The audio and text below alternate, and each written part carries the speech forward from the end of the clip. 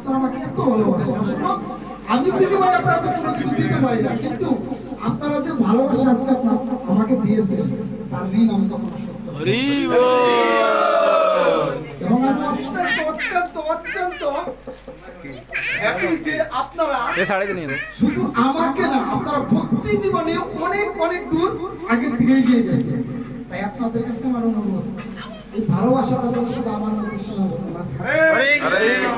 এই ভালোবাসার যতটুকু পরিমাণ আমাকে বাসেন, এর চাইতে বেশি পরিমাণে না হলো এই সেম পরে আপনাদের যে মনের অনুভূতিটা আমি দেখলাম, এই সেম পজিশন ভালোবাসা যদি ভগবানকে বাসেন, তাহলে আপনাদের অবশ্যই জীবন সার্থক হয়ে যাবে।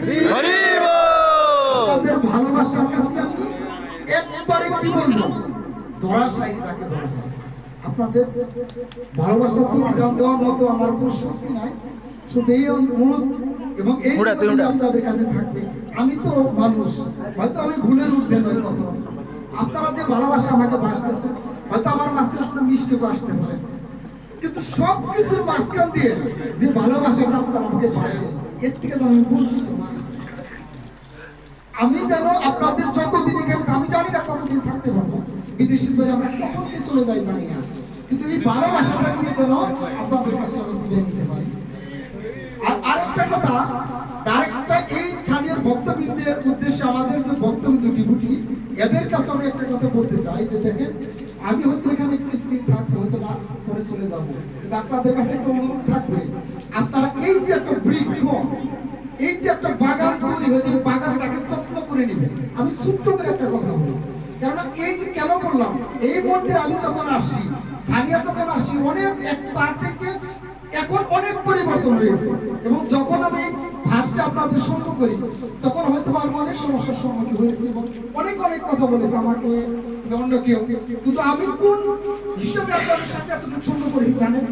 এক ব্যক্তি, আমাদের ভক্তদের উদ্দেশ্য কথাটা আমি বলতেছি, এক ব্যক্তি তিনি অনেক ক্ষুধার্ত ছিল, কিন্তু ক্ষুধার্ত থাকার পর সে ভিক্ষা করতো না। সে কি করতো?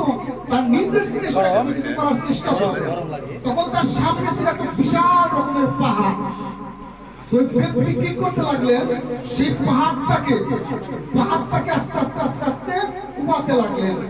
কিন্তু তার পার্শ্ববর্তী যত লোক ছিল তারা তাকে বলতে লাগলো, এই তো পাগল, পাহাড় কখনো কাটা যায়, কেটে কখনো ক্ষেত বানানো যায়?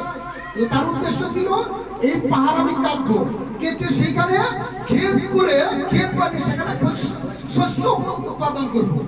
কিন্তু দুর্ভাগ্যবশত সেই পাহাড়টা কাটতে এত পাহাড়টা সহজে কাটা যায় না। সে বৃদ্ধ হয়ে যাওয়ার পর সে